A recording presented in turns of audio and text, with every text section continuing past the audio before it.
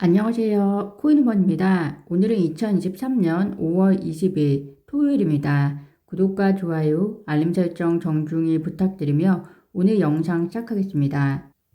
제임스 필란 변호사가 얼마 전에 SEC 힘먼 연설 자료가 6월 6일 공개될 것으로 보인다라고 밝힌 거 잘 기억하실 겁니다.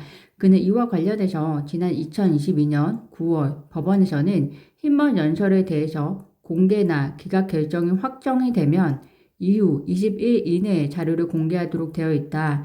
따라서 법원이 지난 16일 SEC의 힘먼 연설 자료 비공개 신청을 기각한 지 21일째 되는 6월 6일에는 이 자료를 열람할 수 있을 것이다 라고 설명을 했었는데요. 그런데 또다시 힘먼 연설 자료 공개 예정일자가 6월 6일에서 13일로 연장될 것으로 보인다고 제임스 필란 변호사가 전했습니다. 그 이유는 바로 SEC와 리플이 자료 공개 일자를 일주일 연장하는 요청서를 법원에 제출했기 때문이라고 하는데요.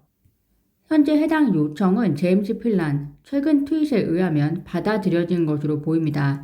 SEC도 아니고 리플과 SEC가 함께 일주일 연장을 요청한 이유는 무엇일까요? 이에 대해서 많은 사람들이 추측하는 것은 그 사이에 또다시 합의에 대한 조건을 서로 주고받는 것이 아니냐라는 이야기가 나오고 있는데요. 그렇지만 존 디튼 변호사의 의견은 이번 지연이 합의 논의를 위한 것인지에 대한 많은 의견들이 있지만 힘먼의 이메일이 합의로 이어지려 했다면 리플에게 넘기기 전이었을 것이다. SEC는 힘먼의 이메일이 결국 공개될 것이라는 것을 알고 있었다라는 이야기를 하고 있습니다. 그렇다면 왜 일주일 연장을 요청을 했느냐? 존 디튼 이야기로는 SEC는 토레시 판사의 판결을 만족시키기 위해서 수정되어야 하는 서류들이 너무 많다는 사실에 근거해서 일주일 연장을 위한 공동 요청을 제출을 한 것이고, 나는 SEC가 해당 요청이 받아들여진 이후에 또다시 이 힘먼 문서를 공개하는 것에 대해서 토레시 판사에게 이의를 제기할지 매우 의심스럽다라고 이야기를 하고 있습니다. 존 디튼 변호사는 본인이 그 전에 예측이 틀렸던 적이 있었던 만큼 이번 역시 본인의 예측이 틀리기를 간절히 바란다고 하는데요. 그럼에도 불구하고 겐실러의 현재 행보가 매우 의심스럽다라고 이야기를 하고 있습니다. 6월 13일까지는 어쨌든 기다려봐야 할 것 같습니다. 합의가 아니더라도 사실상 토레스 판사 입장에서는 약식 판결을 내는 것도 6월 13일 이후에나 가능하지 않을까라는 생각을 해보고요. 문제는 만약 힘먼 연설 공개 판결에 대해서 6월 13일 전에 SEC가 힘먼 연설 공개를 못하겠다라는 식의 이유를 제기하면 어떻게 되느냐는 것인데요. 이와 관련해서 제임스 필란 변호사가 답변을 하지는 않았지만 트윗 사용자들의 의견에 따르면 트레시 판사가 약식 판결을 앞두고 있기 때문에 해당 이의 제기도 빠르게 처리할 것이다 라는 의견도 있고요. 또 판사가 이미 판결에서 힘먼 문서는 판결과 관련이 있을 가능성이 있다라고 했기 때문에 SEC가 문서가 공개되는 것에 이의를 제기하는 것과 그리고 약식 판결과는 다른 문제이다라고 이야기를 하고 있습니다.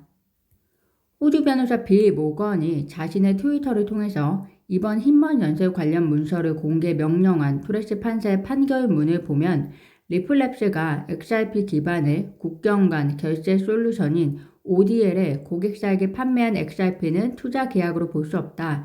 따라서 XRP 자체는 증권이 될 수 없다라고 이야기를 하고 있습니다.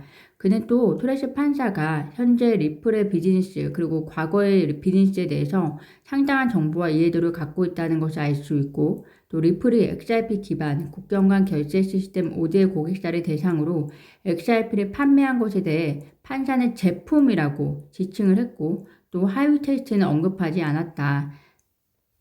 즉 토레스 판사는 리플 XRP를 증권으로 보지 않는다라는 이야기인데요.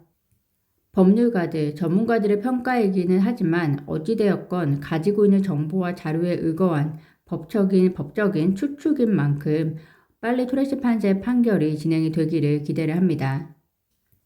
리플이 디지털 자산 커스터디 업체 메타코를 2억 5천만 달러, 약 3,300억 원에 인수했다는 소식 들으셨을 텐데요. 사실 리플이 금융업체를 인수하려고 관심을 늘 있어 왔었습니다. 셀시우스 파산 때도 리플이 인수에 대해서 관심을 가졌었는데요. 결국 메타코를 타겟으로 삼은 것은 해외로 사업의 확장을 더 강화하려는 의도가 아니었을까 생각이 듭니다. 개인적으로도 디지털 자산 관련 사업을 하기 어려운 환경인 미국보다 지금은 메타코처럼 다른 나라, 스위스나 그런 나라의 좋은 환경을 찾아 떠나는 것이 탁월한 선택이지 않았을까 생각이 들고요. 특히 리플 입장에서는 이미 사업의 90%가 미국이 아닌 나라에서 진행이 되고 있고 대부분의 고객이 해외에 있기 때문에 그들을 타겟으로 확장된 서비스를 제공할 수 있는 비즈니스를 만들어내는 것에는 늘 관심이 있을 수밖에 없었을 것이라는 생각이 듭니다. 미국은 규제의 불확실성이 해결된 이후에 확장하는 것도 늦지 않을 것이라는 생각이 들면서 리플의 이런 전략적인 행보는 미국의 본거지로 상당 부분 수익을 미국에 의존하는 다른 암호화폐 업계에는 그런 업계보다는 발빠른 행보이지 않을까라는 생각이 듭니다. 리플 관계자 역시 현재 리플은 6개 대륙 55개국에 걸쳐 고객을 보유하고 있고 70개 이상의 시장에 결제 기능을 제공하고 있다. 리플은 블록체인 솔루션 도입을 고민하는 전통 금융기관의 이상적인 파트너로 2030년에는 그 규모가 10조 달러에 이를 것으로 전망한다 라고 이야기를 하고 있습니다. 리플이 디지털 홍콩 달러의 파일럿 프로젝트에 참여하게 되었다는 소식으로 리플의 CBDC 관련 전문성이 전 세계로 확장되고 있습니다. 이와 동시에 리플이 CBDC 및 스테이블 코인 개발 플랫폼을 출시했다는 소식인데요. 리플 측은 90% 이상의 국가가 금융 포용성을 높이고 국내와 국외 결제 프로세스 비용 및 리스크 절감을 위해서 해당 플랫폼을 구현하기 시작했다라고 하는데요. 리플의 CBDC 플랫폼은 CBDC를 발행하고 배포하고 상환하고 토큰 소각 등 CBDC에 관한 사용자 맞춤형 종합관리 서비스가 가능하기 때문에 여러 나라의 중앙은행이라든지 정부, 금융기관들의 독자적인 디지털 화폐 발행을 돕는 기능과 역할을 수행할 예정이라고 합니다. 리플의 최고 기술 책임자는 CBDC 플랫폼은 리플의 핵심 원장 기술로 개발이 되어서 XRP 레저와 상호작용하고 또 XRP를 통화 간, 국경 간 결제를 위한 브릿지 통화로 사용할 수 있다라는 내용을 트윗에 남겼는데요. 각 나라가 리플의 블록체인 기술을 통해서 사용자 맞춤 CBDC를 개발할 수 있는 것도 매우 중요하지만 이렇게 개발된 CBDC를 상용함에 있어서 XRP가 각 나라의 CBDC를 브리징하는 역할을 할 수 있다는 것이 XRP 홀더분들에게는 더 의미가 있을 것이라는 생각이 듭니다. 파일코인 역시 증권으로 판단된다는 SEC의 주장에 대해서 파일코인 재단과 그리고 그레이스케일이 반박을 하는 와중에 SEC의 독주를 막을 힘은 결국 대통령이나 의회 그리고 법밖에 존재하지 않는다라는 생각이 듭니다. 미국 공화당의 론 디센티스 플로리다 주지사가 2023년 대선 도전 후보 등록을 할 예정이라고 보도가 되었는데요.